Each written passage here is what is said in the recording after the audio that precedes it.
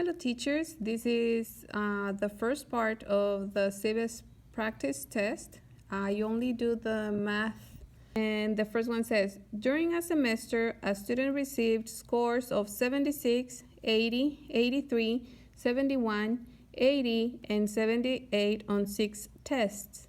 What is the student's average score for these 6 tests? And this is part of several types of data for the measurement of central tendency. So we have the mean, which you add all items and divide by the number of items. In this case, we have 1, 2, 3, 4, 5, 6. So 6 scores. You're going to add each score, and the sum goes here, and then you divide it by the number of items, which is going to be 6. Okay, I'm just going to go over the different definitions so that you can have all of them in this one. So the median, this is super important that you have to order the items. And it can be from smallest to largest or from largest to smallest, it doesn't matter. But then you cross out one from each side until you get one in the middle. The one in the middle is going to be your median. Now, if the number of items is even, you are going to end up with 2 of them in the middle. You add those together and divide by 2. Okay, that's how you find the median. Then you have mode, which is the one that appears the most. The one that appears the most. And finally, you have range, which you get the biggest minus smallest. So it's very likely that you're going to get at least 2 of these ones in the test. Okay, very likely means that you are possibly going to get 2 or more of these ones. Okay, not necessarily true, but possible. So in here it's asking for the average. Average is another word for the mean average. Okay, not the other types. So you're going to add 76, 80, 83, 71, 80, 78. We add them together and we get 8, 9, 10, 11, 12, 12, 18, carry 1. And then if you notice in here you have 8, 8, 8, 8. That's 4 8s. So 4 times 8 is 32, plus 7 is 39, plus 7 is 46. So it's 468 for the addition. But then remember that we have to now divide by the number of items, which is 6 of them. So 468 divided by 6, the 6 goes into 46 7 times. 6 times 7 is 42. You subtract and you have 6 minus 2 is 4. 0, you don't need to put it. Bring down the 8. The 6 in 48 goes 8 times. 6 times 8 is 48. You subtract and you get 0. So the answer for the average of these different scores is 78. Okay, for number 2, it says, use the table below to answer the question that follows. I recommend that before you analyze the information, you also look at what is it that they are asking, because if you look at the table, you might not understand what you have to do until you read the question. So on the 3 sections of a math test, 3 sections, but it's one whole test, a student correctly answered the number of questions shown in the table. Number of questions correctly answered. On the table above. What % of the questions on the entire test did the student answer correctly? So in here you have to be very careful, and it's talking about the whole test, the entire test, not only one section. So sometimes they might ask you for the algebra section, so you would use these two numbers. In this case, they talk about the whole test, the entire test. So what you're going to do is first you're going to add the number of correct answers and the total number of questions on the test. And for this one, you get 5 plus 5 is 10 and carry 1, 2, 3, 4, 5, 6. So there are a total of 60 questions on the test. You add the number of questions correctly answered, and it's 7, 8, 2, 3, 4. So this student got 48 correct questions. One thing that I recommend is that you try the questions before, and you can also find the link in the description below of the test that they provide on the web, online, okay? So now what do we do with that information? To find the percent correctly, there are two different ways. Actually, there are more ways, but I'm going to show you two different ones in here.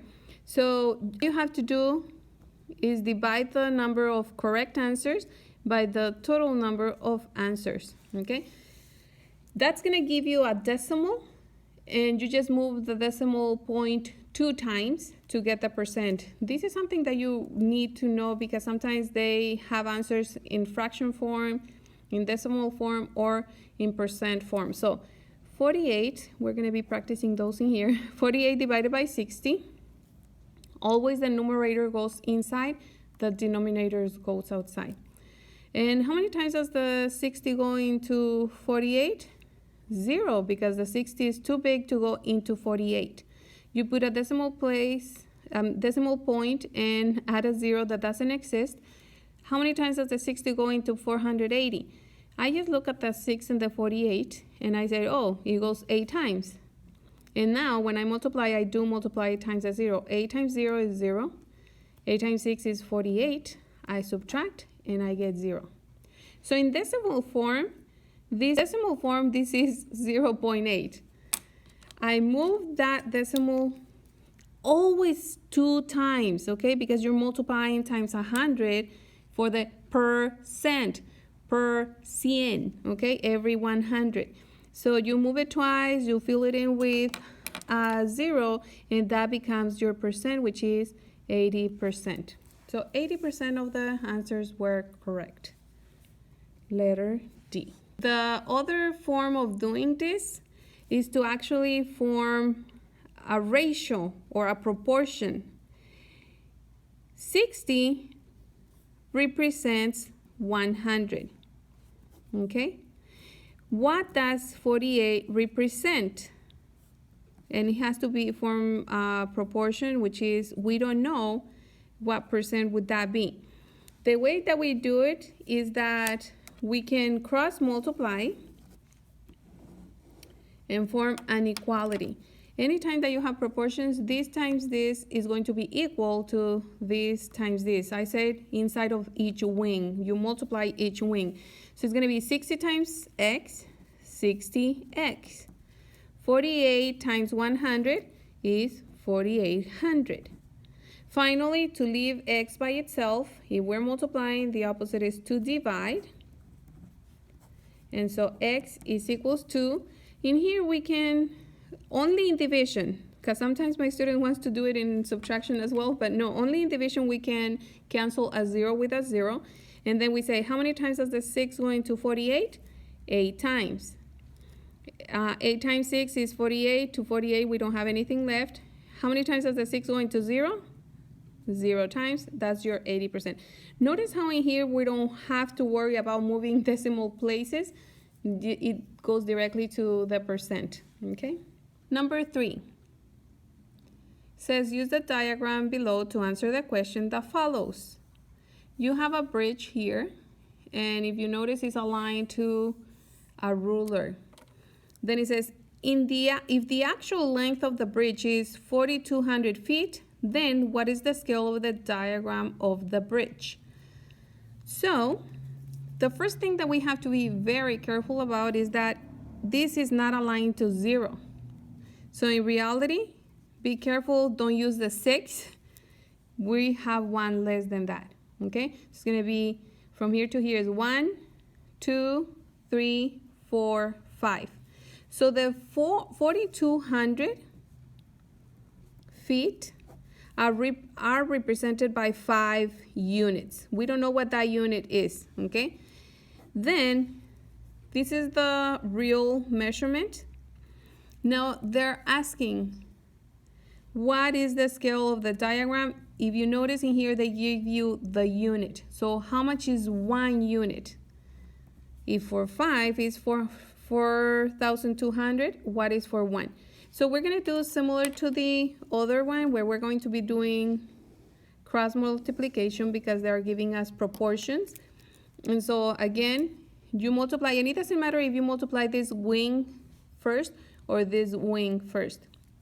So 5 times x is 5x equals 4,200 times 1, which is 4,200. Then we divide both sides by 5, and x is equals to, how many times does the 5 go into 42? It's 8. 8 times 5 is 40. You have 2 left.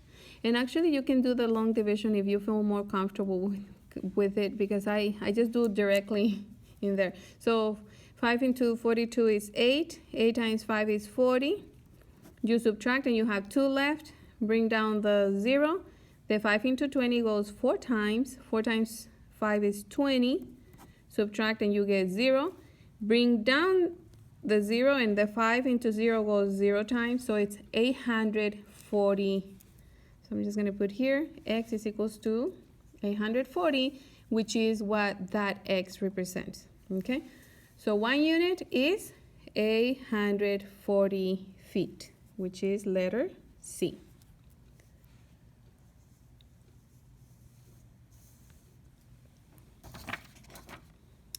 Number 4, which of the following is the most appropriate unit for expressing the weight of a pencil? Pencil is similar to a pen, but pounds. Is it a pound heavy? Think about a pound of apples, a pound of meat. This is not a pound, so no, that doesn't make sense. Ounces can be mostly liquid, but also they use some weight for ounces. That's a small amount. We're not sure. We'll go back to that one. Quarts, if you think about quarts, it's a gallon divided by 4. So it's the longer carton of milks that we have, not the half gallon. So again, that's liquid and it's big. This doesn't compare to that amount. Pints, if you think about pints, is I don't know if you remember the cartons of milk that were given in school when we were kids. So those are pints. That's not the amount for this. It's also liquid. So, and then tons, that's the weight of an elephant or big buildings. So no.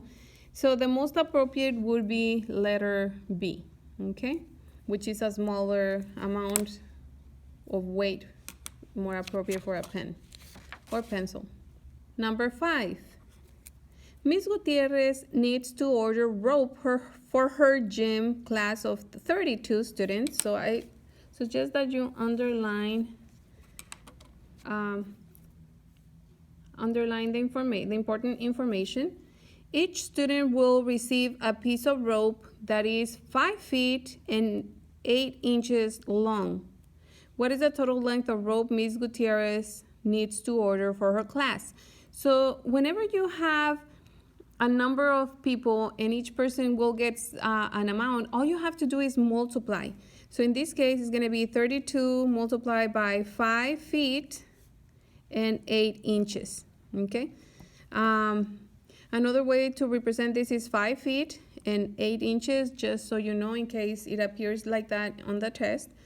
You multiply this, and so it's 8 times 2, and I'm doing it backwards because it's smaller than the 8. So 8 times 2 is 16, carry 1. 8 times 3 is 24, and 1, 25. So 256 inches. Now I'm going to multiply the feet. So 5 times 2 is 10, carry 1. 5 times 3 is 15, and 1 is 16. So 160 feet. If you notice, we have the 160 here for the feet, but it doesn't have 256 inches. Be careful, because some people would just choose that one. What you need to do first is to actually do the unit transformation. So how do we do that? How many inches are there in 1 foot? There are 12 inches. So what we're going to need to do is divide 256 into 12, and that's going to give us the total number of feet that we're going to get just in here. So 12 into 25 goes twice. 2 times 2 is 4. 2 times 1 is 2. Subtract and we get 1. Bring down the 6, and then you have the 12 into 16 goes 1 time. 1 times 12 is 12. Subtract that and we get 4 inches left. Okay, so we have 4 inches left, but then we also transformed some of those inches that we had here into 21 feet. Okay, so the 256 inches is the same as 21 feet and 4 inches. What are we going to do? We're going to add those 21 to the 160 that we already have. That's going to be 181 feet, and whatever we have left in inches right here, 4 inches. So our answer is 181 feet and 4 inches, which is 181 feet and 4 inches, letter D. Okay, here you go, so that you can pause it and analyze it. Okay, let's go to the next one. Okay, in here it says, use the diagram below to answer the questions that follows. So it says, what is the total length of Clear Lake shoreline? If you notice, they don't give us much information or scale or telling us what each little square is worth. However, they give us this measurement that from here to here is 10, and from here to here is another 10. So since it's 1, 2, 3, 4, 5 little squares, then 1 little square is 2 miles. Okay, 1 unit square is equal to 2 miles. Okay, 1 unit is equal to 2 miles, because if 5 square is 10, then 1 unit is 2 miles.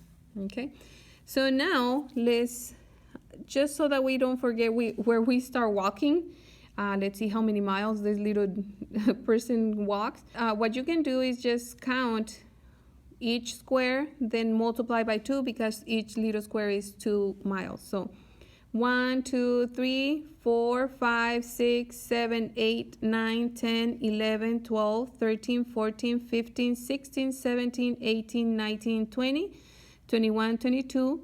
22 times 2 is 44 miles. So let's go down here, and we see that that will be letter B. Okay. Okay, number 7. Use the diagram below to answer the question that follows. It says, a glass tabletop is supported by a rectangular pedestal. If the tabletop is 8 inches wider than the pedestal on each side, what is the perimeter of the glass tabletop? So this is a table, it's like a crystal, and then underneath holding it is the pedestal. So if you notice, they give us the dimensions of the pedestal.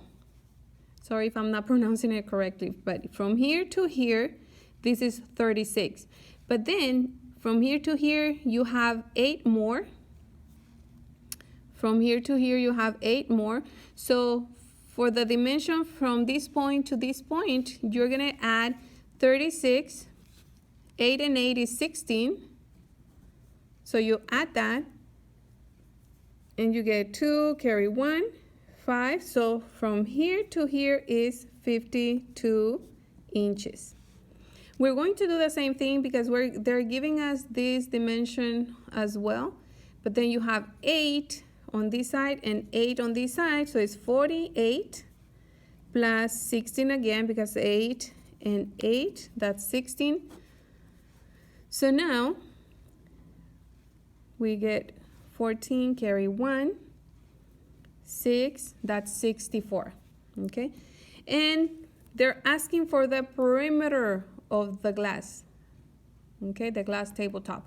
The perimeter is adding all 4 sides of the glass tabletop. So it's gonna be 52 plus 52, because these two are the same and these two are the same. So 52 plus 64 plus 64.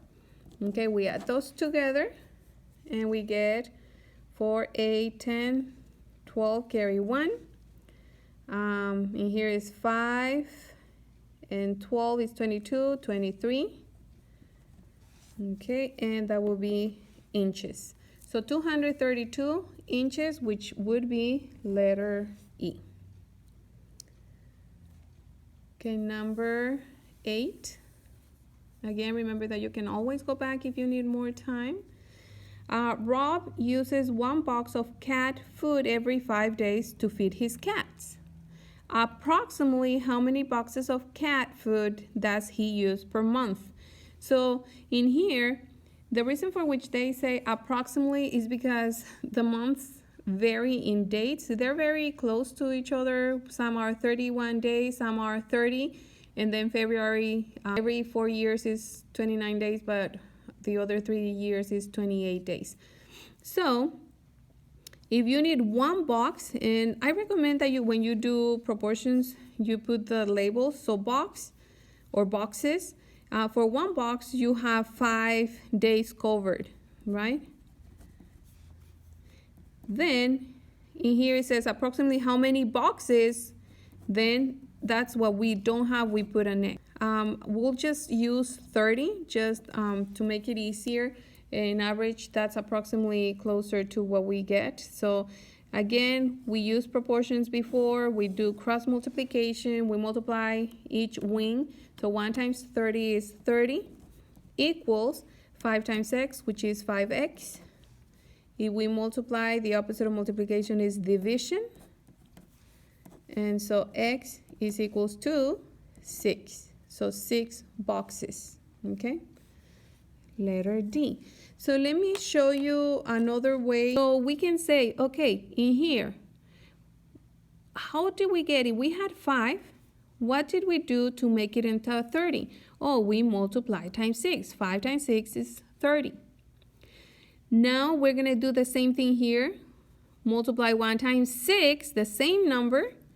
And 1 times 6 is 6, so that will be the value of x. So that's another way that you can do it. Instead of doing the cross multiplication, you're still solving for the proportion, okay? Sometimes it's easier, sometimes it's not so easy, so it's better to use the cross multiplication. So either way, whichever works, as long as you get the right answer, right? Number 9 says, Tara can develop 2 rolls of film in about 18 minutes. At this rate, how long will it take her to develop 8 rolls of film? So, again, it's proportions, rolls. You get 2, 4, 18 minutes. So we put minutes down here. Should be equal to how long will it take to develop 8 rolls. So they're giving us the information of rolls. Be careful, make sure that you put it where rolls belong, so it's right here. And then minutes, we don't know, that's what we're looking for. Again, you can use any of the 2 methods. Again, one number multiplied times 2 gives us 8. So 2 times 4. 2 times 4 is 8. So now all you have to do is multiply times 4 and you will get the answer for x. 4 times 8 is 32, carry 3. 4 times 1 is 4, and 3 is 7. Okay, so it's 72 minutes. Now in here, look at the answers, 72 minutes. We don't have 72 minutes in here, but now we can do a transformation again. So 72 out of those, 60 is equals to 1 hour. 60, if we take away 72 minus 60, that's 12 minutes left. So it's 1 hour and 12 minutes, which is letter B. Okay. What's the other way? You can do cross multiplication if you wish. So now let me show you, just so that I'll use a different color. Doesn't write that well, but I don't want to use the same one so you don't get confused. So in here, 2 times x is 2x equals, or maybe I can just separate it and use the blue. So this is the cross multiplication, okay? So 2 times x is 2x. 18 times 18, 8 times 18 is, 8 times 8 is 64, carry 6. 8 times 1 is 8, plus 6 is 14. Finally, if I'm multiplying, the opposite is to divide. And so x is equal to, the 2 goes into 14 7 times, the 2 goes into 4 2 times, which is 72 minutes. And again, you just transfer it into hours and minutes, which is 1 hour and 12 minutes. Okay.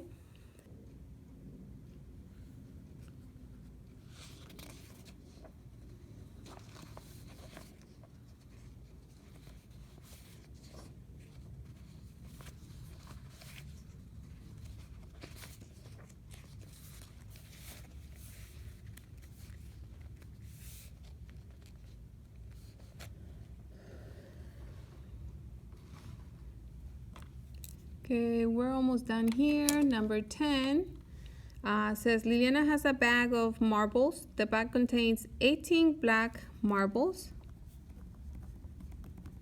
15 red marbles, 11 blue,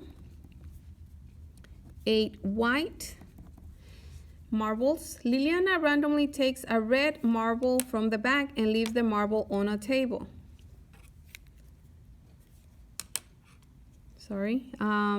So takes a red marble. So instead of 15, now we only have 14 of them.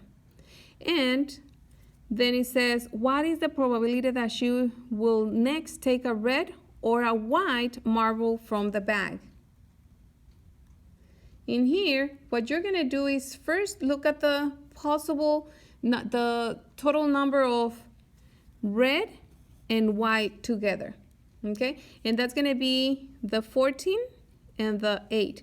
So 14 plus 8 is equals to 8 plus 4 is 12, carry 1. 1 plus 1 is 2, so it's 22. It's going to be the possible that you have.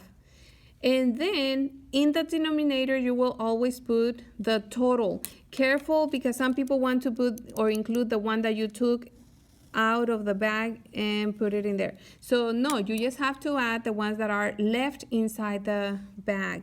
Okay, so we're going to add 18 plus 14 plus 11 plus 8. So that's going to be 18 plus 14 plus 11 plus 8. Notice how for the red is not a 15, is a 14. Okay, very important.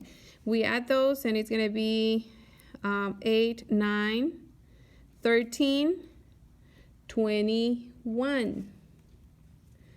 Put the 1 and carry 2. 2, 3, 4, 5. So it's going to be 51.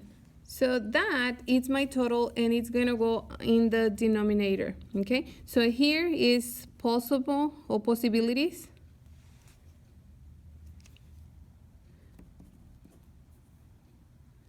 Of something happening, and this is the total possible outcomes. Total possible outcomes. Okay, then you have to be very careful because they might, here we can check and the answer is in fraction form, 22 out of 51. That's going to be letter D. But I just want to go over the fact that these can also be in decimal or percent form. So make sure that you know how to do that. For the decimal, which is less likely, but the percent most likely that you might have something like that, you have to divide 22 by 51. You put a zero in decimal point and add a zero. How many times does the 51 go into 221? That's 4 times. And then 4 times 1 is 4. 4 times 5 is 20. You subtract, you get 6. You have 1 less, 1, 0. You add another 0. How many times does the 51 go into 160? It's 3 times. 3 times 1 is 3. 3 times 5 is 15. Subtract, and you get your borrowing. So 10 minus 3 is 7. 5 minus 5 is 0, 0. You add a 0, and then you just get 1. So usually you just need 3 decimal places. You move it in decimal form. Let me write it down before we continue. It's 0.431. And then for the percent, you move it twice, so it's 43%. Okay, so again, in probability, you might get the answers in fraction, decimal, or percent. So you do need to practice that part. Again, just remember to not use this. Use the numbers for the total or what is left in the bag. Okay, so this is it for this part 1. If you want to see more videos like this, subscribe. If you can, please give it a like and share with other teachers so that they can prepare for the CBEST. And I hope you pass the test. Bye-bye.